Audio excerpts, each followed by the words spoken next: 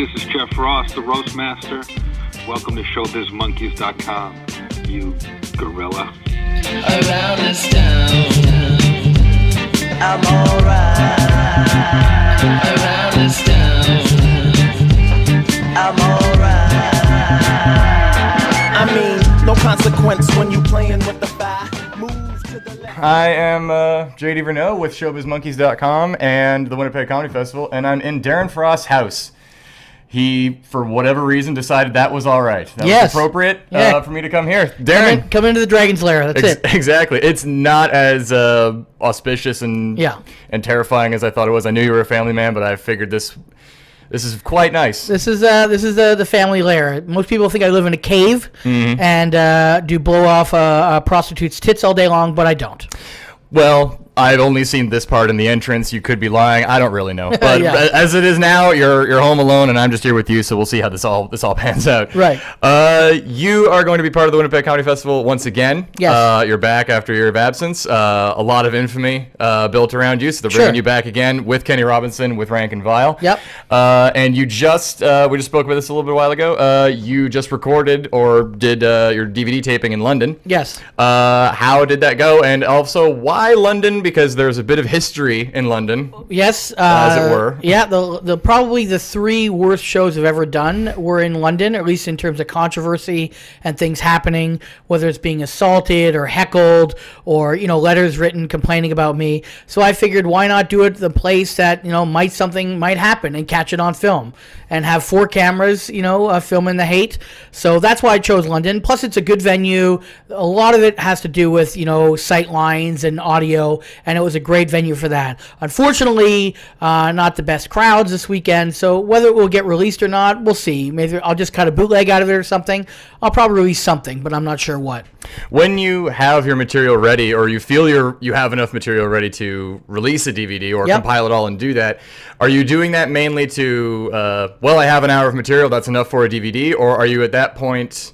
Is it more that, or is it more I'm somewhat done with this material? Because I know you're the kind of guy who makes a DVD and then kind of retires that material as best you can. Yeah. That's what it is. It's really, I'm getting tired of doing this material. It's still doing well. Film it, put it to bed. Now, after that last weekend, I don't have to do those stories if I don't want to. I mean, I didn't have to anyways, but you just kind of, you push yourself to do a certain level of product. You put it out there, you do it, and then you can move on. I don't really want to be Led Zeppelin playing Stairway to Heaven every single show. Comics can do it, and I don't want to judge them. I just can't do it. Right. So it's more about what you can and can't do. I can't do it. I get bored, and I'm playing a lot of the same stages as well because I'm kind of tied here being a family man. So I have to have repeat customers and therefore new material. Right. So if I had the ability to travel the world like some comics do and go to Norway or Finland like someone like Rouse, who's got a huge following over there, the demand for new material isn't the same amount it is when you're playing, the same towns every 6 months. Exactly.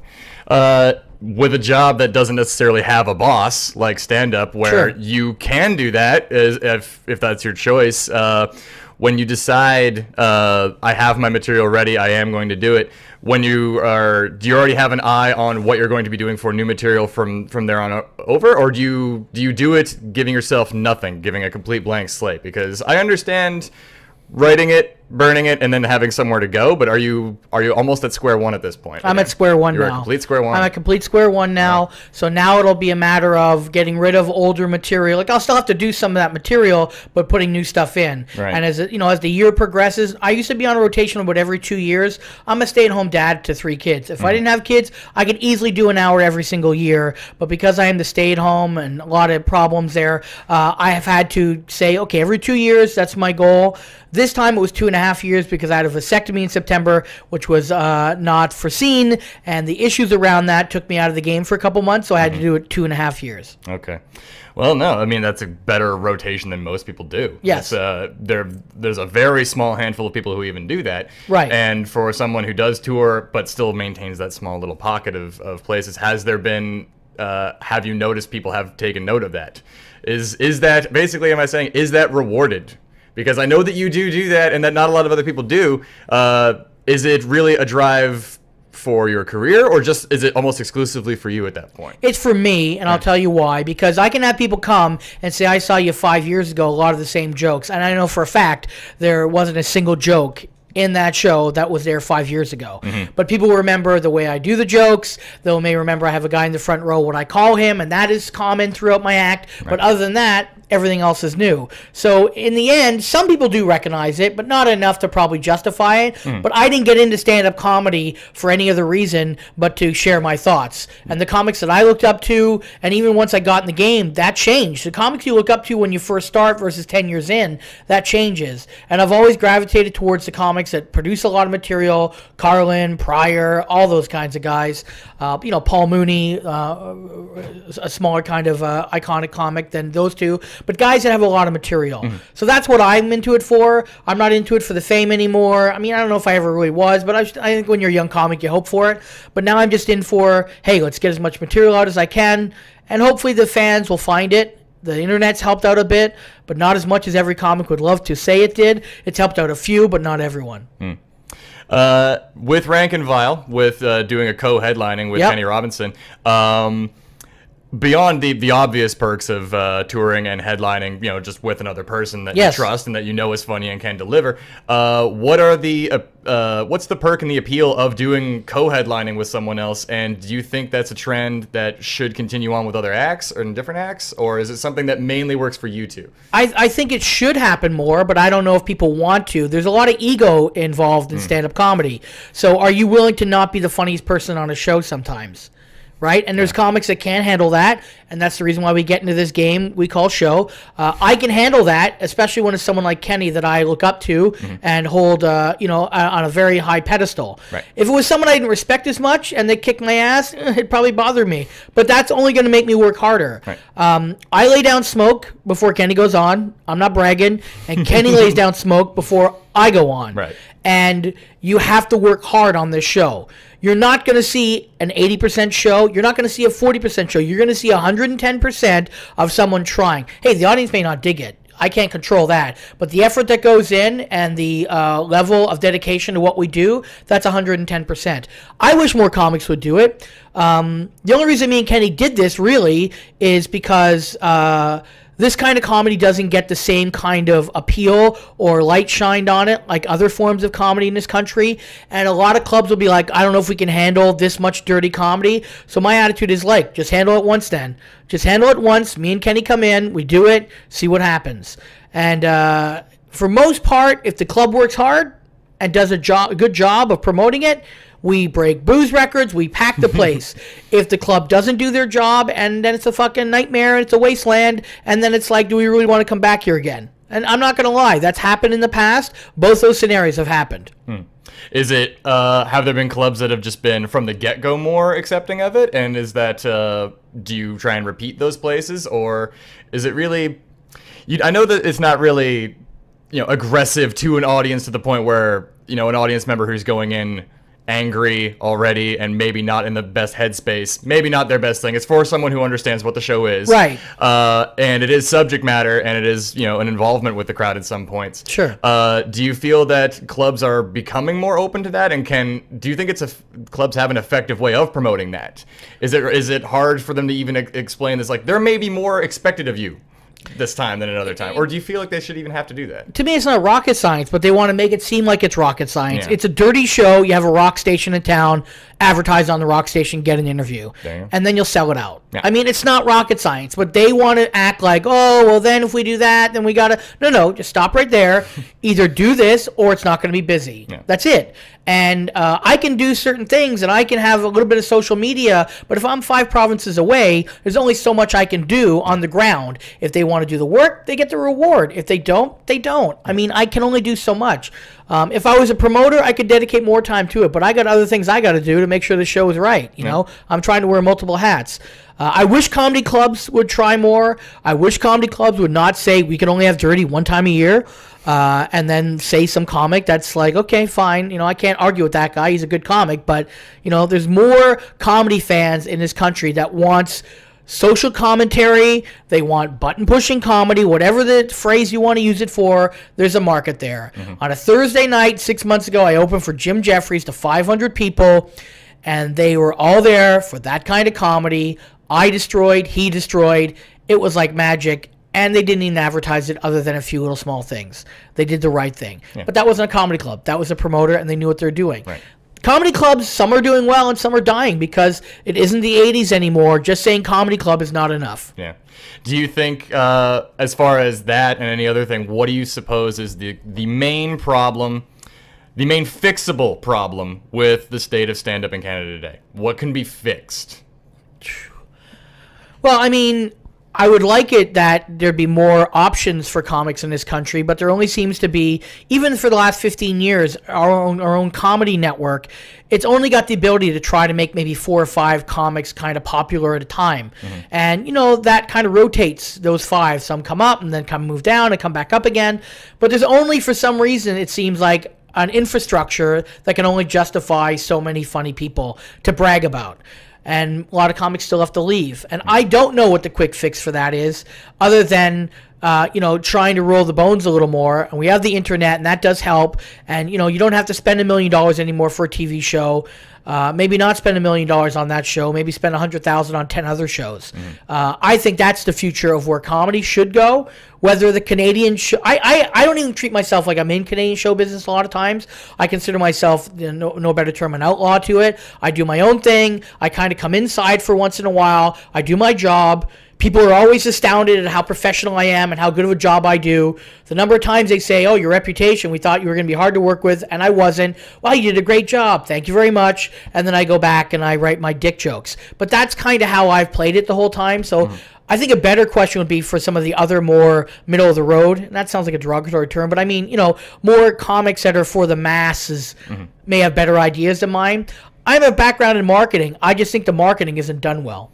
So you think it would be better, because the statement that comes banded around with a bunch of my friends is that there's only 20 Canadian celebrities at any point in time. Right, only 20 people that the whole country knows of, and that includes, you know, film, television, stand-up, sports, everything pretty much, and you only get to be one until one of them dies. Right. And so do you think it is a matter of spreading it almost a little thinner, like less money for... Like you said, like as opposed to like $100,000 for one show, it's, you know, $10,000 for 10 shows. It's like starting off smaller, offshoot networks, smaller things. Yes. That's you know, awesome. And that way, if something becomes popular, then maybe you can throw some money at it. But you know what happens in our country a lot of times? A show becomes popular, then they find ways that they can just kind of decrease the budget because they've already got a built-in fan base. Well, that doesn't really make much sense to me. Yeah. You know, if something's successful, you want to try to keep it successful. But that's not the way it's always been. I know shows that have been canceled in this country that had great numbers. After one season. And it just doesn't make any sense, you know, but... That's why I don't do TV shows. Yeah. You know, I act in some. I try to be nice. I try to be cordial. I try to do my job. But, you know, at the end of the day, I'm not happy with the way the business is. And that business doesn't really want to hear the truth. And they don't want to hear it from a fat, you know, bitter comic either. I mean, I get it. They think that it's like, you know what? I've always said, you know, people want to hear the truth until it's their truth. And then once it's their truth, they got a problem with it.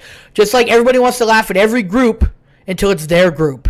Then we have a problem because you're making fun of my group of people. No. You either do it all or you do none. Right. The truth is the truth, and you've got to accept it. And I think sometimes people try, and then they kind of bang their head against this wall so many times, they just go, well, I'm just going to play along. Right. I'm going to pay my rent. I'm going to pay my mortgage. I'm going to feed my kids. There are other reasons people are doing what they do, and I get it, but it doesn't make me happy.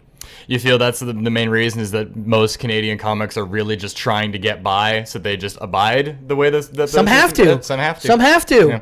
I mean, you know, I know there are comics that may feel that I get things that I don't deserve, but I'm like, I'm trying to do what no other comic has done in this country by forging my own path in terms of if I release this DVD, that will be 4 DVDs I've released on my own. Yes, Ron James has delivered more, but he's got the CBC machine and you know, years on me as well. And Russell Peters has probably put out the same number, but I've released 4 to no media.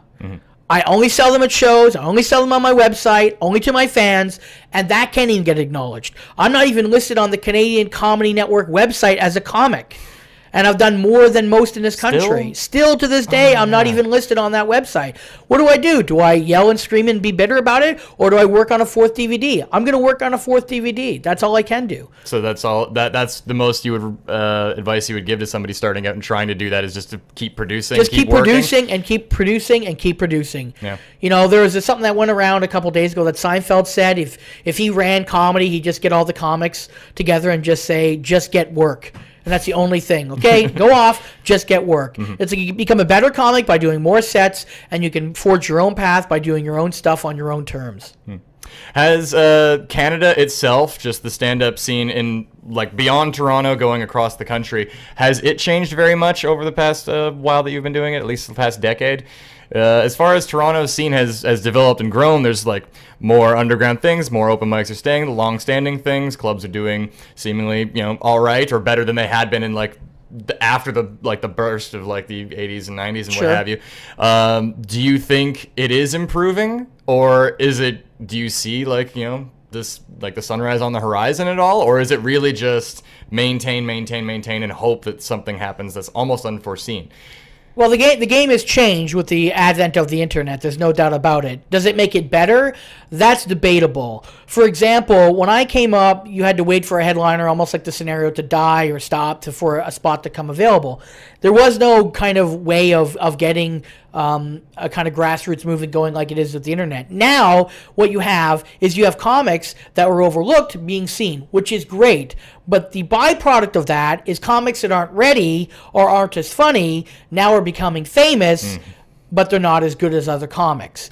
And then you have where the two kind of merge together, where it's like your young comic not going through the traditional comedy club route, like someone like K. Trevor Wilson or Dave Merhage, who have forged their own way and are doing it by their own rules and are succeeding from it and still working hard. They're not working on the back of a little 3-minute clip that's now made them famous, but they're producing a large amount of material. So there are young comics that are definitely benefiting, and I think the game has changed. I think comedy is better than it was maybe 20 years ago, but I don't know if the reward system that's in place is rewarding the right way. Right.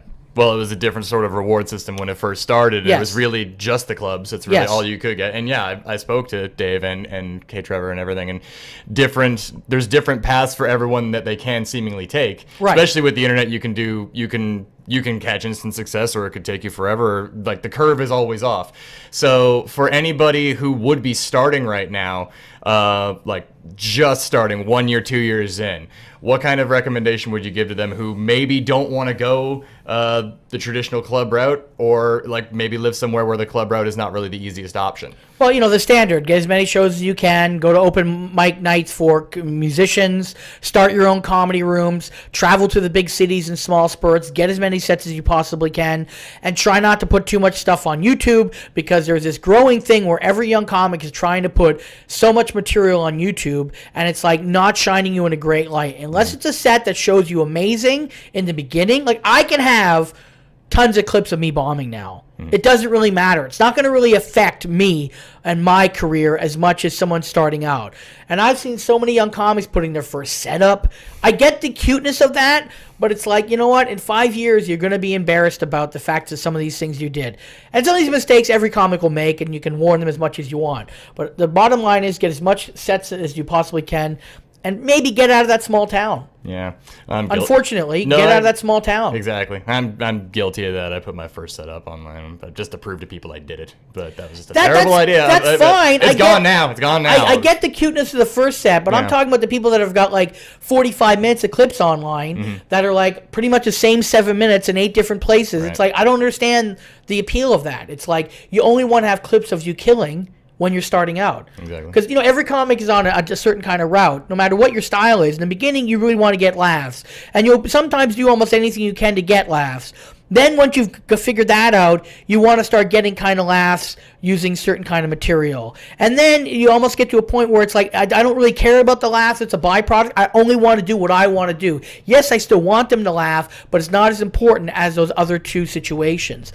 And so in the beginning, you should be trying to get laughs, because that's going to impress the powers that be and get you rebooked and all those things and have comics talk about you. I get it. But you got to look short-term versus long-term. Yeah. How to get in at first versus how you stay and Yes. and they know you're reliable and, Yes. and can depend on you.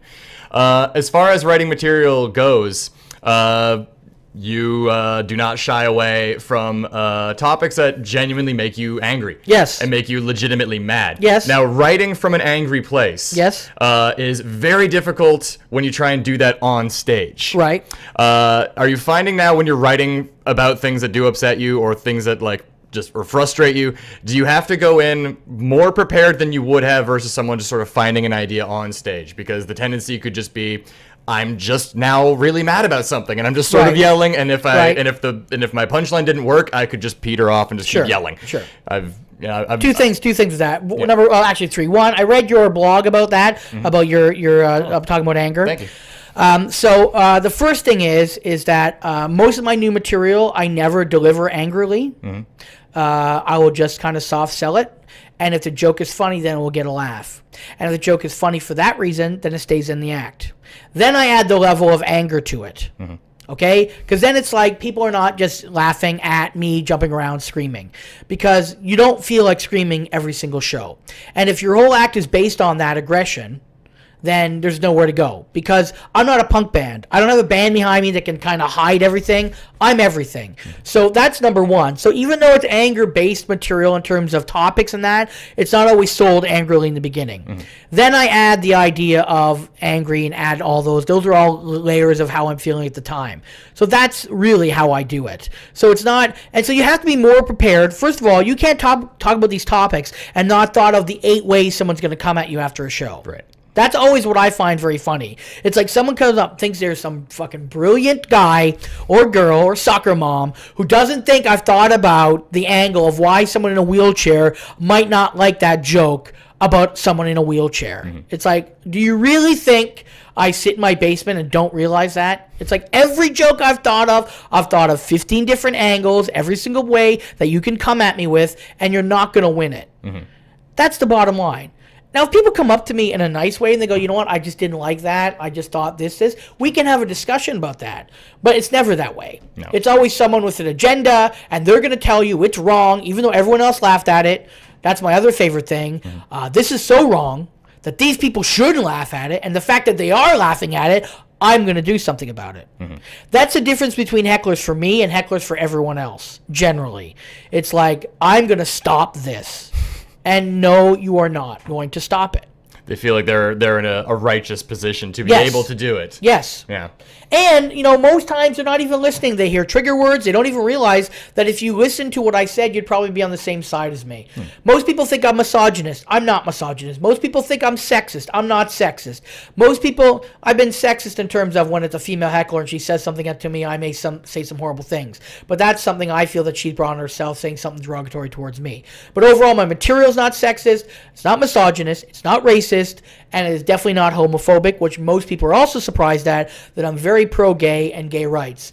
But because I'm the angry troll on stage, and the category of comedy I do in the past has lent itself to those topics, people automatically think if I bring up the word rape or abortion, I'm going to say something very horrific and very wrong, and they'd realize if they shut up and listen, they probably wouldn't have a problem with it. Yeah. Do you think that it's like, whatever you say, there's no worst thing you could ever say or topic you could bring up? I'm of the opinion that the worst thing a comic can do is insult the audience's intelligence and make them laugh at something that they shouldn't be at, say, a victim, or say anything else like that. Now, even if you bring it up to hyperbole, you could even circumvent that. There was the issue with the Onion tweeting for yes. and doing something like that. The reason it had to be explained to a bunch of people that, like, no one would ever call an 8-year-old girl a cunt. Right. That's why this is humor. And really, a heckler for you, if the traditional drunken idiot not knowing his place and not knowing when to shut up can get immediately shut down by you. There are people, though, who have heckled you who just straight up feel that they need to stop the show. Yes. That this needs to end right now, and they are just telling you you can't say what you're saying, whether it's funny or not. Yes. Have you had, as far as a comedy club goes and as far as other rooms go, Do you feel you still have support from bookers and club owners No. and managers in that regard? No. In even that way? No. No. No. It's case by case, but there are clubs that I don't think support me. I mean, the one where I got the glass thrown at me, those owners who no longer own it, that's the only reason I go back to that club, still to this day feel it was right that I got assaulted in their club. So I'm like, no, I don't. That was appropriate? That they thought that was appropriate, and they thought it was right because I said what I said. And, I've even had arguments with comics. I don't believe in physical violence.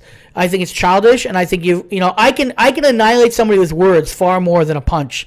I can say something very horrible about someone that's going to stick with them way longer than a black eye or if I swing the mic stand at them. So I don't even play in that world. But do I have the backing? I have the backing of some people. I mean, Mark Breslin has been very good to me in that he said I can say and do whatever I want. I've never been in trouble for that. But individual club owners, yeah, I think some have a problem with it. So even where your intention is clearly not in the spirit of actually belittling and tearing someone down who doesn't deserve it, you still feel that like subject matter is still depending that you are deserved of some of the abuse and some of the criticism from audience members, sometimes from some club owners. Yes. Is there any way, do you feel that could ever change or improve? Or is that really a club-by-club basis kind of thing? It's just a club-by-club basis. And, if I have to explain to someone why physical violence is wrong, I'm already not going to win that argument. Yeah. It's pointless. It's a waste of my energy. It's a waste of time. And at the most, they may be like, well, I understand what you're saying, but let's just call it a draw. Well, let's call it a draw now and not waste the energy because I don't have any interest in coming back to somewhere. Like, it's like when people go, I once did Grand Prairie to this shitty bar gig, and it was terrible, and it was only 15 people there. It was the longest I'd ever driven in my entire career for the least amount of money. I was doing the booker a favor.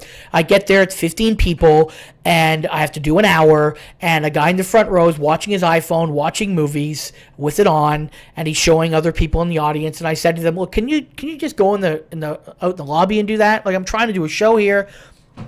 Afterwards, the club manager actually came up to me and said, "I want you to know that guy's a regular, and he's going to complain to my manager, and that's not cool."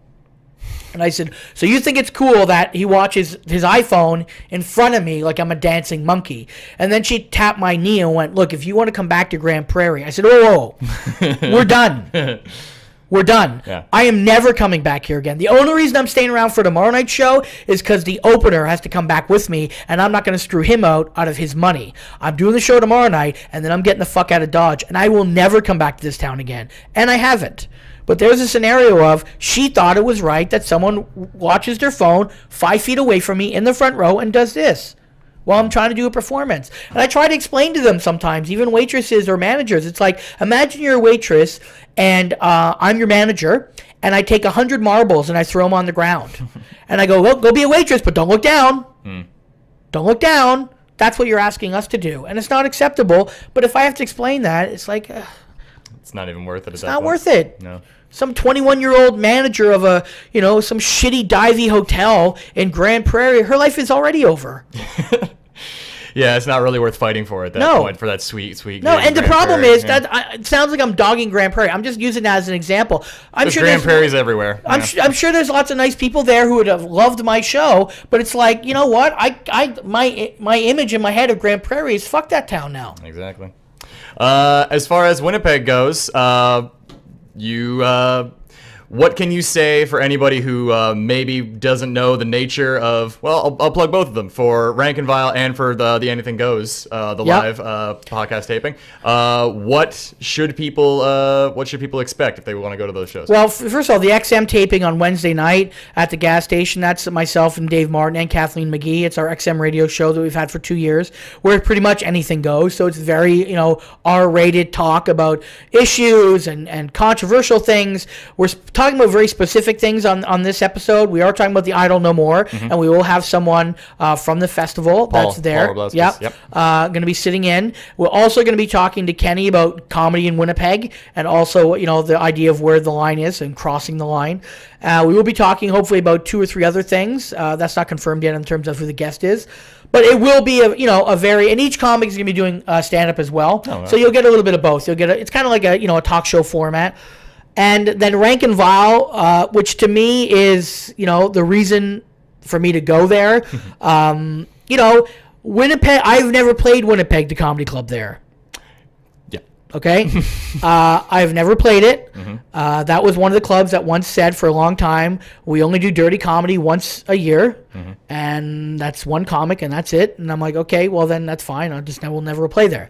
But I've never played Winnipeg outside of the festival and one small gig on my way through once, a bar gig. So I love Winnipeg, and Kenny loves it too. Like, the other problem is Kenny's from Winnipeg. Kenny's a Winnipeg boy. Kenny's had thousands of fans email him through the years, hey, when you coming to Winnipeg, when you coming to Winnipeg?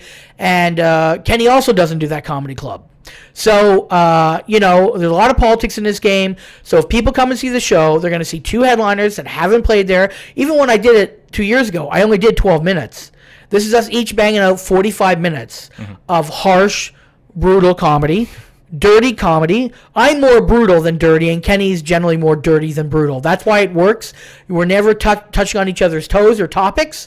And, outside of Otto and George, I don't know if you've ever seen Otto and George, Kenny is the only comic that I still will watch almost every single set. Even though I know what he's generally going to do, I know all his material, I still am out there watching him, loving it. And that's something to say, because I've seen him probably 300-400 times over the years. So people are going to get value. I think it's only $15. Thanks, yeah. I mean, me and Kenny have done shows on our own. It's $30. So I mean, $15 for a Friday night comedy show X-rated. I mean, that's 2 beers at some strip clubs. That's nothing. Yeah. So hopefully the right crowd comes out. Leave your agenda at the door. You don't like one joke, you'll like the next one. Please don't heckle. That'd be nice. That'd be nice, because also the problem with heckling, and not a lot of comics say this, but every moment I have to deal with a heckler is a moment less of material. Right. And on a specialty show like this, me and Kenny are already pressed for time. Yeah. I normally do an hour to an hour and 15 minutes, and so does Kenny.